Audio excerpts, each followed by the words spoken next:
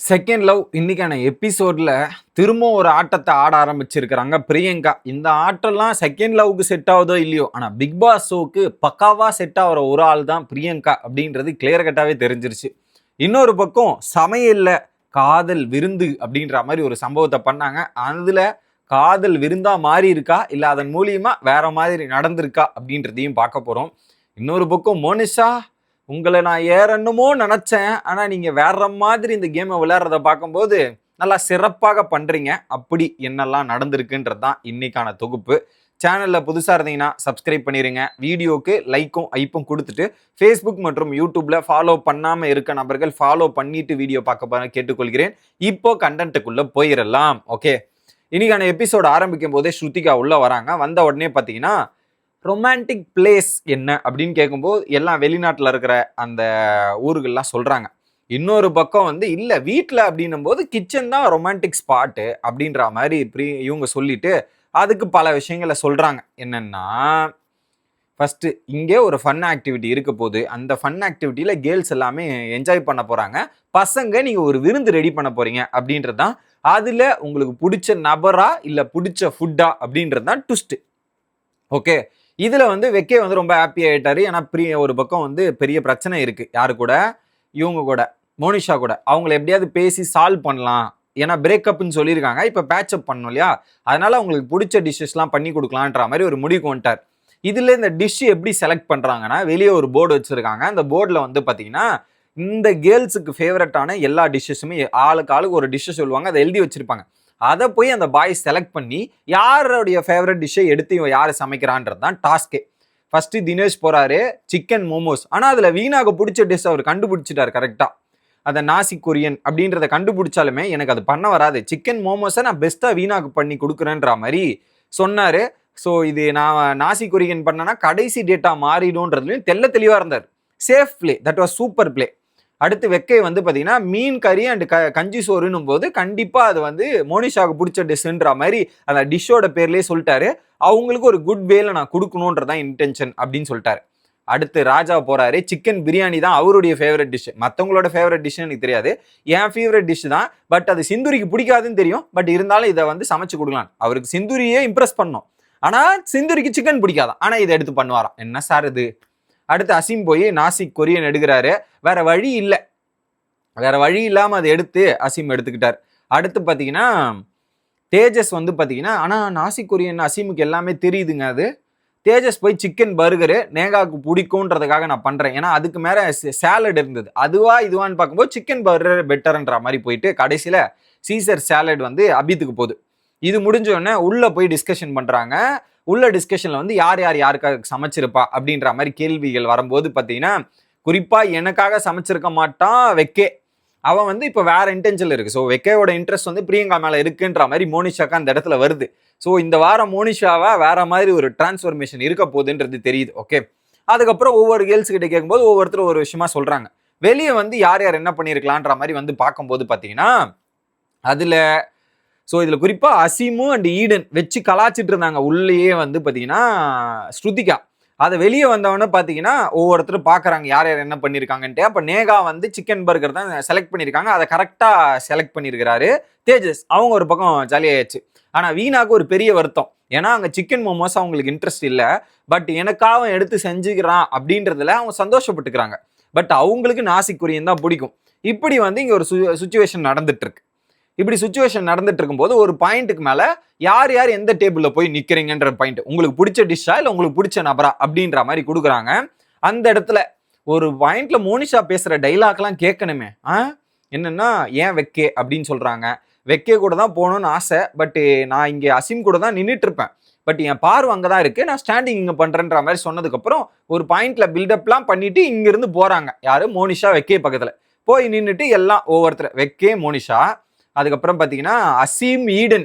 So இதில் என்னன்னா ஈடனும் அசீமுக்கும் ஒரு சண்டை வந்தது தெரியும். ஆனால் திரும்ப இந்த இடத்துல வந்து அசீமும் வந்து ஓகே பரவாயில்ல வாங்கன்னு சொல்லிட்டு அதை மறந்துட்டு இவங்க வந்து ஹெல்ப் பண்ணாங்க. அசீம் கை அடிபட்டுருச்சு, உடனே இவங்க ஹெல்ப் பண்ணிட்டு அசீம் சொன்ன மாதிரி அவங்க சமைச்சதெல்லாம் பார்க்கும்போது நல்லா இருக்கே, பேச்சப் போயிட்டீங்களே அப்படின்ற ஒரு ஃபீல். அடுத்து பார்த்தீங்கன்னா தினேஷ் மற்றும் வீணா, சிந்துரி மற்றும் அபீது, பிரியங்கா மற்றும் ராஜா, அண்ட் தேஜஸ் அண்ட் நேகா இதுதான் பேரிங் ஆச்சு. இது முடிஞ்ச உடனே பார்த்தீங்கன்னா எல்லாருக்கும் இந்த சாப்பாடு போடணும், பரிமாறணும், டின்னர். அதில் வந்து பார்த்தீங்கன்னா இதில் குறிப்பாக ஏன் வெக்கே அப்படின்னு சொல்கிறாங்க, ஏன் ஆளுன்னு சொல்கிறாங்க. அப்படியே பயங்கரமான இம்ப்ரெஸ் பண்ணுற டைலாக்லாம் பேசி சூப்பராக சமைச்சு கொடுத்துருக்காரு. ஸோ மோனிஷாக்காக வெக்கே சமைச்சு அழகாக பரிமாறினாரு. அந்த இடத்துல இவங்க வந்து இவர் ஆசைப்பட்டு தான் செஞ்சுன்னு சொல்கிறாங்க. ஆனால் அந்த இடத்துல ஒரு நடிப்பை போட்டிருக்காங்க மோனிஷா. ஸோ மோனிஷா அந்த இடத்துல வந்து ஏன் வெக்கே, ஏன் ஆளு அப்படின்னு சொன்னதெல்லாம் முழுக்க முழுக்க நடிப்பு அப்படின்றது நமக்கு வெட்ட வெளிச்சமா தெரிஞ்சிருக்குது அப்படின்றதான் பாக்குறேன். ஏன்னா அதை அவங்களே போய் ஒரு ரூம்ல கன்வே பண்றாங்க. ஆமா நான் நடிச்சேன் அப்படின்றத சொல்றாங்க. அப்ப இந்த இடத்துல பாத்தீங்கன்னா மோனிஷா ரொம்ப கேர்ஃபுல்லா இருக்கணும்னு நினைக்கிறேன். அந்த இடத்துல வெக்கே எனக்கு இதுதான்ப்பா அப்படின்றத ஓப்பனா சொல்லிடுறான். அது பிடிக்குதோ பிடிக்கலையோ இதுதான் என்னோட பாயிண்ட் ஆஃப் வியூன்றதுல தெல்ல தெளிவா அங்க ஓப்பனா ரிவீல் பண்றத அந்த இடத்துலயே பரவாயில்லையே, உங்களுக்கு பிடிக்கலன்னா அதை ஓப்பனா சொல்லிடலாமே. அந்த இடத்துல முன்னாடி வந்து ஒரு மாதிரி பிஹேவ் பண்ணிட்டு பின்னாடி வந்து அது எனக்கு பிடிக்கல நான் நடிச்சேன் அப்படின்றதெல்லாம் பார்க்கும்போது என்னது இது, என்ன மாதிரி இது இருக்கு. ஸோ இது வந்து ஏமாத்துறது. ஃபர்ஸ்ட் நீங்க அவங்க கிட்ட ஆனஸ்டா இருக்கணும். ஆனா அந்த ஆனஸ்டே இல்லை அப்படின்னும் போது தட் வாஸ் நாட் ஃபேர் அப்படின்றது தான் எனக்கு தோணுச்சு அந்த இடத்துல. ஸோ அடுத்து வீணா தினேஷ் அதில் வந்து மோமோஸ் ஓரளவுக்கு ஓகே, பட் உப்பு இல்லை அப்படின்னும் போது okay. Raja and Priyanka biryani சூப்பராக செஞ்சிருக்கிறா. அப்புறம் ராஜா ஓகே வேற லெவல். அசிமன் ஈடோ இட் குட்டு, அதெல்லாம் பர்கர் நல்லா இருக்கு. எல்லாமே இப்படி நடந்து முடிச்சுட்டு ஒரு பக்கம் சொல்லிட்டு கிளம்புறாங்க. யாரு? குப்பீடான, ஐயோ பேர் வர மாட்டேங்குது டப்புன்னு, குப்பீடான ஸ்ருதிகா. இதுல வந்து அவங்க போடுற எஃபெக்ட்ஸ் தான் மேட்ரு, புரிஞ்சுக்குங்க அப்படின்ற மாதிரி சொல்லியாச்சு. அதுக்கப்புறம் பாத்தீங்கன்னா உள்ள போயிட்டு கலாய்க்கிறாங்க அந்த 3 கேர்ள்ஸ். அந்த ஒரு கேங் இருக்கு, அந்த கேங் உட்காந்துக்கிட்டு ராஜாவை ரொம்ப கலாய்ச்சிட்டு அப்செட் ஆயிடுறான், ஆன்சைட் ஆயிடுறான். இல்ல குறிப்பா வந்து ரொம்ப பதட்டம் ஆயிடுறான். சிந்தூரிக்கு ஈடன் கூட போய் ஆபித் கூட சமைக்கிறதெல்லாம் பார்க்கும்போது ஒரு மாதிரி அவன் பண்ணிட்டு இருக்கான் அப்படின்றத சொல்றாங்க. அப்பதான் மோனிஷா வந்து இல்ல இல்ல எனக்கு வந்து என் ஆளு இதெல்லாம் நான் வந்து சும்மா சொன்னேன், நடிச்சேன், பெரிய நடுப்பா இருக்கு எனக்கு அப்படின்ற மாதிரி சொல்லிட்டு இருக்காங்க. ஸோ அந்த இடத்துல எனக்கு மோனிஷா நான் ஒரு எக்ஸ்பெக்டேஷன் வச்சிருந்தேன், அதனால அக்செப்ட் பண்ண முடியல. அடுத்து வீணா தினேஷ் வந்து போறாங்க. அதுல குறிப்பா வந்து அந்த டிஷ் எடுத்தது எனக்கு ரொம்ப அப்செட் ஆயிருச்சு அப்படின்னு சொன்னதா இருக்கட்டும், இல்ல அது ஸ்மாலா இருக்கும் ஈஸியா பண்றதுக்காக தான் நான் பண்ணேன்ற மாதிரி அவர் ஒரு கிளாரிட்டி கொடுத்துட்றாரு.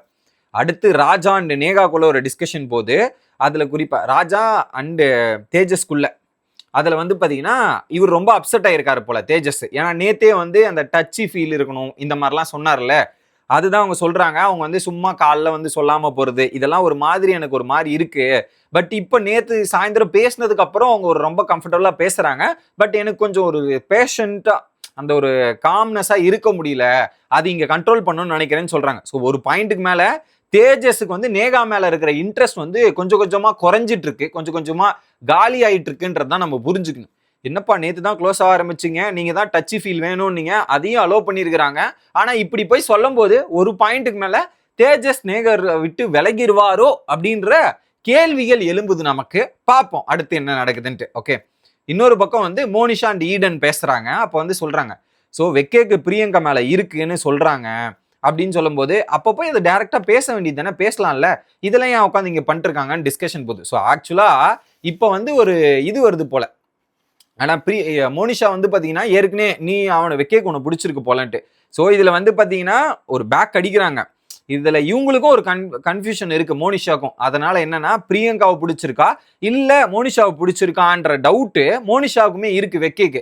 அதனாலதான் இவங்க பின்னாடி போய் நான் நடிச்சேன் இதெல்லாம்ட்டு. பட் அதை நீங்க நியாயமா இருந்துடலாம், அவங்க அப்படி பண்றாங்கன்றதுக்காக நீங்களும் அப்படி போய் பண்ணீங்கன்னா அது நல்லா இருக்காது அப்படின்றத புரிஞ்சுக்குங்க மோனிஷா அவர்களே அப்படின்றது சொல்ல தோணுது. பட் பார்ப்போம் அடுத்து என்ன பண்றாங்கன்னு. ஓகே, அடுத்து வந்து இதுல யாரு ரியலா இருக்கா ரியாலிட்டியா இருக்காங்கன்னு எனக்கு தெரியலன்ற மாதிரி ஒரு பக்கம் டிஸ்கஷன் போயிட்டு இருக்கு. இது முடிஞ்ச உடனே பாத்தீங்கன்னா வீணா தினேஷ் அண்ட் ஆபித்குள்ள ஒரு டிஸ்கஷன் போயிட்டு இருக்கு. அப்ப வந்து பாத்தீங்கன்னா ஒரு விஷயத்த வெக்கே கிட்ட சொல்லியிருக்காங்க போல.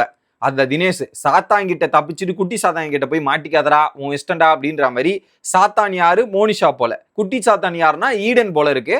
ஸோ சாத்தான் மற்றும் குட்டி சாத்தான் அப்படின்ற மாதிரி மீன் பண்றாரு. இன்னொரு பக்கம் வந்து ஒருவேளை நான் உன்னை பிரேக்கப் பண்ணிட்டா என்ன பண்ணுவேன் அப்படின்னு வீணா வந்து தினேஷை கேட்க அடிஸ் தெருப்ப அப்படின்ற மாதிரி அவங்களுக்குள்ள ஒரு விஷயம் நடக்குது. இதுல இப்போ ஒரு சம்பவம், என்ன சம்பவம்னா டெஸ்பரேட் மற்றும் பிரியாரிட்டி, அதுல ஒரு சண்டை உருவாகுது. யாருக்கு? ராஜா விசஸ் பிரியங்காக்கு. ஏன்னா பசங்க எல்லாம் டெஸ்பரேட்டா இருக்காங்க அப்படின்னு சொல்லும் போது இல்லையே நான் பிரியாரிட்டி தான் சொன்னேன், பிரியாரிட்டிக்கும் டெஸ்பரேட்டும் ஒரே மீனிங் தான் பிரியங்கா சொல்றாங்க. இல்ல இல்ல ஐயோயோயோ அப்படின்ற மாதிரி தான் டெஸ்பரேட்டு, ஆனா நான் அப்படிலாம் இல்லைன்னும் போது தெளிவா சொல்றாங்க, நீங்க அது பசங்க எல்லாம் அப்படிதான் பண்றீங்க, நீங்க அப்படிதான் பிஹேவ் பண்றீங்க. ஏன்னா பிரியாரிட்டி ஏன் இங்க இடத்துல வருதுன்னா, ஒரு பக்கம் ராஜாக்கு சிந்துரிய பிடிக்கும், you are my first priority நேத்தும் டெக்ஸ்டிங்ல சொன்னாரு. இன்னைக்கும் வந்து பாத்தீங்கன்னா அந்த இடத்துல ஆபித் கூட சிந்துரி நிக்கிறதும் அவருக்கு பிடிக்கல. அதுதான் டெஸ்பரேட்டா பதட்டம் அடையிறது, இதுதான் அவங்க மீன் பண்றாங்க. அதுல பிரியங்கா மீன் பண்றது கரெக்ட். ஒரு பக்கம் இவர் அப்படிதான் பண்ணிருக்காருன்றது பிரியங்காக்குமே தெரியுது தான் அவங்க சொல்றாங்க. அதை வந்து இவரால் ஒத்துக்க முடியல. அது நடக்குதா, அதுல ரொம்ப அப்செட் ஆகிட்டு பிரியங்கா கத்திட்டு போயாச்சு.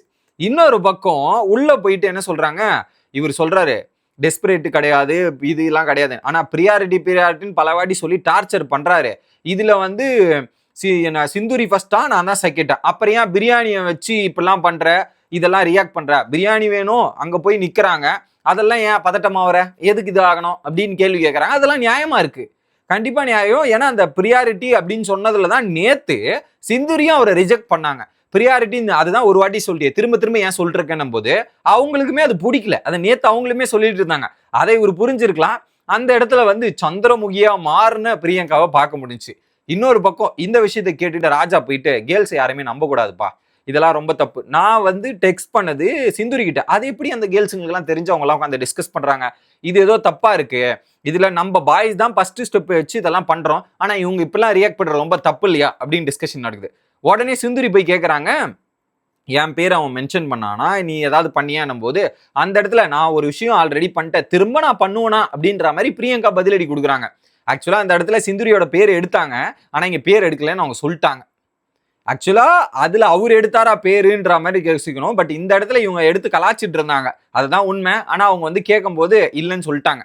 இன்னொரு பக்கம் இல்ல நீ இப்படிலாம் வந்து டெஸ்பரேட் இதெல்லாம் சொன்னா அடுத்து பசங்க எடுக்கிற ஒரு சிறிய எஃபர்ட் கூட எடுக்க மாட்டாங்களே, ஏன் இப்பெல்லாம் பண்றேன்னு கேட்டாங்க. எனக்கு அந்த எஃபெக்டே வேணாம், எனக்கு வந்து யாருமே தேவையில்ல போங்க, எனக்கு யாருமே இந்த பக்கம் வர வேண்டாம் போங்கடா, டே எனக்குலாம் இந்த ஷோக்கே நான் வரலடா அப்படின்ற மாதிரி ஓப்பனா ஒரு பக்கம் பிரியங்கா பேசிட்டு இருக்காங்க. நான் தான் சொல்றேனே, பிரியங்கான்ற நபர் பிக் பாஸுக்கு ஏத்த மெட்டீரியல், பிக் பாஸ் ஷோக்கு ஏத்த மெட்டீரியல். அழகா எடுத்து போய் பிக் பாஸ்ல போட்டீங்கன்னா தரமான சம்பவங்களை சிறப்பா செய்வாங்க பிரியங்கா மூலியமா அப்படின்றது எனக்கு தோணுது. சேனல் வில் கன்சிடர்னு நினைக்கிறேன். இன்னொரு பக்கம் தேஜஸ் மற்றும் நேகா, அதுல வந்து பாத்தீங்கன்னா இவருக்கு ஒரு கன்ஃபியூஷன் இருந்ததுல, ராஜா கூட டிஸ்கஸ் பண்ணார்ல, அதை எடுத்துட்டு வந்து பாத்தீங்கன்னா அங்க பேசுறாரு லிவிங் ஏரியால. இப்ப வந்து நீ ஃபர்ஸ்ட் கம்ஃபர்டபுளா பேசுற, சடனா ஒரு புல் ஸ்டாப் வைக்கிற, எனக்கு புரியல அப்படின்னு. இல்ல, நான் ஒரு பர்சன் கூட கம்ஃபர்டபுளா இருந்தாதான் தொட்டு பேசுவேன், அவங்க அந்த ஒரு சேஃபான ஃபீலிங் கொடுத்தாதான் என்னால பண்ண முடியும், எல்லாருக்கும் இந்த ஸ்பேஸை கொடுக்க முடியாது, நீ அந்த சேஃபான ஃபீலிங்கை கொடுத்துருக்க, அந்த ஸ்பேஸை கொடுத்துருக்காக நான் ரியாக்ட் பண்றேன்னு சொல்றாரு. ஸோ இதுல வந்து கொஞ்சம் கன்ஃபியூஷன் ஸ்டேட்லயே இருக்காரு போல. இதுல என்ன பிரச்சனைனா, தேஜஸ் வந்து வீணா மாதிரி இருக்கணும் நேகா அப்படின்னு எதிர்பார்க்கிறாரு. அது வீணா வேற, தேஜஸ் நேகா வேறன்றது தேஜஸுக்கு புரியணும். அது புரியுமான்னு தெரில.